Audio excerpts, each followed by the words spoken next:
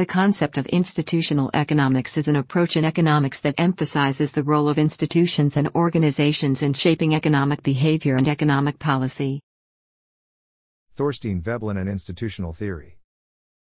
Thorstein Veblen, a famous American economist, is known as one of the main figures in institutional theory. Veblen developed the idea of an institutional theory of consumption, which highlights the role of social and status in consumer decision-making.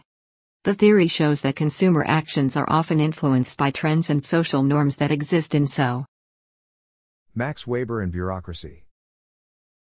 Max Weber, a German sociologist, played an important role in the development of institutional theory in organizational and bureaucratic contexts.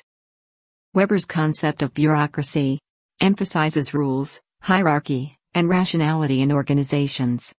His theory helps explain how bureaucracy and institutional structures influence decision-making and efficiency in the public and private sectors.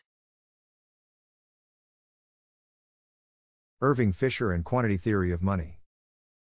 Irving Fisher, an American economist, made important contributions to the understanding of the quantity theory of money and its influence on economic policy.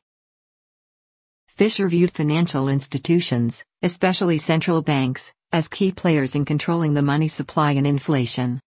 His theory highlights the important role of financial institutions in determining monetary stability. The role of institutions in the economy.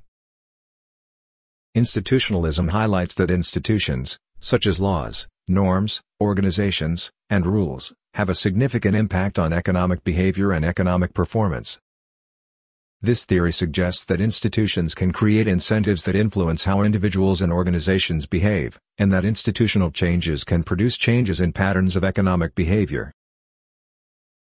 Challenges and controversy. Much of institutional theory faces challenges and controversy, especially in measuring and quantifying the influence of institutions on the economy. Criticisms of this approach often include an inability to precisely measure the influence of complex case studies and applications. The concept of institutional economics is often used to analyze specific economic issues, such as the development of financial institutions, policy reform, and social change. Conclusion.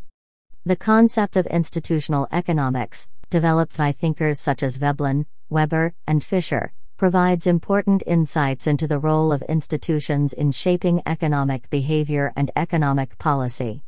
Although it continues to evolve and face challenges, institutional theory remains relevant in understanding the relationship between institutions and the economy.